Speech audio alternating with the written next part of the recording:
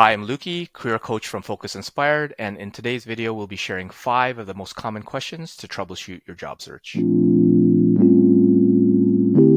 The first question comes from the context of someone who's been searching for a few weeks and even months. How do I find out what's wrong with my job search? The job search, in my mind, is a bit simple. To get a job, you need an offer. To get an offer, you need to pass interviews. To get interviews, you need to submit resumes or network. You use that understanding to find out where the problems are in your job search. If you're not getting offers, your interviewing needs improvement. If you're not getting interviews, your resume submissions or networking needs to be improved. It's as simple as that. Though simple doesn't make it easy. So if you want to improve your interviewing skills, practice. No more winging it. If it's meant to be, it'll happen. If you really want it, practice. If you want to improve your resume, make sure it has a clear and consistent format, and then it's also been reverse engineered, not just tailored. And if you want to improve your networking, take time to practice building meaningful connections. So what makes for a good resume? In my view, resumes are typically reviewed for 4 different aspects.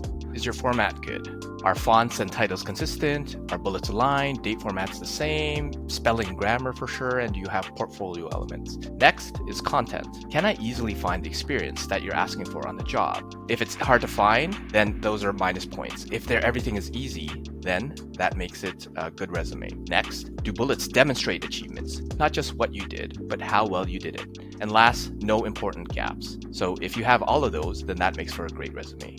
What makes for a good job interview response? For me, job interviews are typically 2 components, delivery and content. For delivery, are you speaking clearly?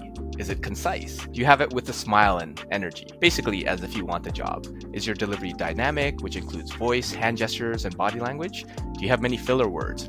Or like, are you dressed appropriately? And did you logically end the question? The next part is content. Did you actually answer the question?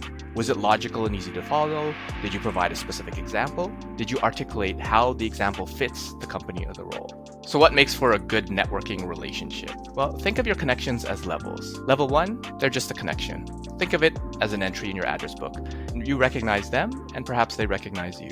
Level 2 is a conversation. Those connections are starting to engage with you back and forth in messages.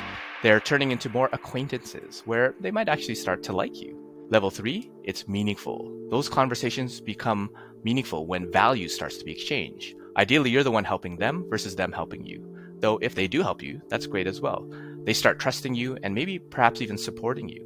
Level 4, they're now a colleague or a professional friend. Those meaningful connections and value have really paid off, and they start to advocate on behalf of you, and you become top of mind for opportunities. How can I improve my resume's chances to land me an interview? Well, first, you want to rate your resume out of 10.